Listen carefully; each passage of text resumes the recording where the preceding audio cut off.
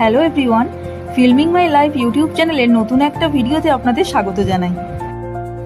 বিয়ের পর আজকে আমি চলে গিয়েছিলাম আমার হাজব্যান্ডের মামার বাড়িতে।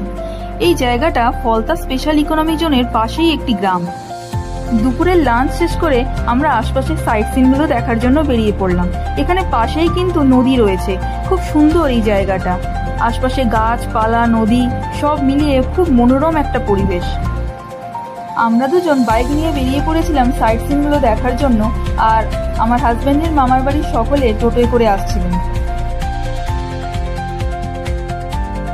এই জায়গাটার নাম ফলতা তারাগঞ্জ রিভার সাইড। এখনো সকলের কাছে জনপ্রিয় হয়ে ওঠেনি জায়গাটা, কিন্তু ভারী সুন্দর এই জায়গাটা, একদম শান্ত নিরিবিলি।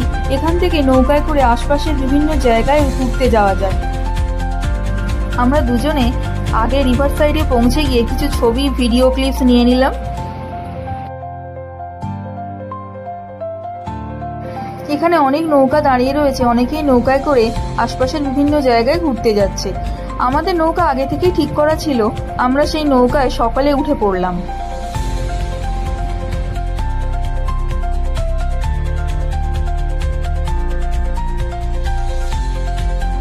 আমরা প্রায় 12 জন মতো ছিলাম। আমরা সকলে নৌকায় উঠে পড়লাম। এখানে আমরা প্রত্যেকেই রয়েছি নৌকায়, আর আমাদের নৌকা ছেড়ে দিয়েছে।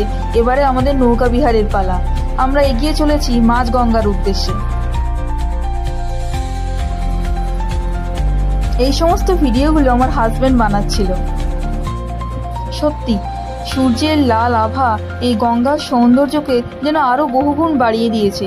সন্ধ্যের সময় গঙ্গাকে কি সুন্দর না লাগছে। অস্তগামী সূর্য আর এই প্রবাহমান জলধারা মিলেমিশে যেন এক মায়াবী পরিবেশ সৃষ্টি করেছে। গঙ্গাবক্ষ দিয়ে যেতে যেতে চোখে পড়ল অনেক জাহাজ, ট্রলার, ছোট নৌকা। আর দেখতে পেলাম এই জলের মাঝখানে বহু জাল দেওয়া রয়েছে।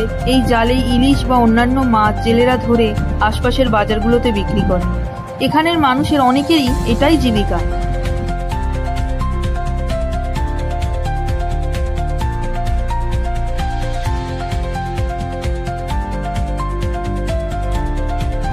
দাঁড়ান, আপনাদের একটা সুন্দর জিনিস দেখাই।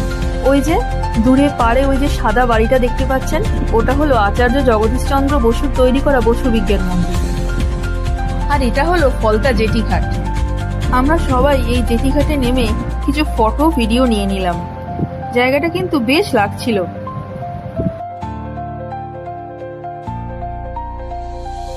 ফলতা ঘোরা শেষ করে এবার আমাদের ফিরবার পালা। তাহলে আজকের ব্লগটা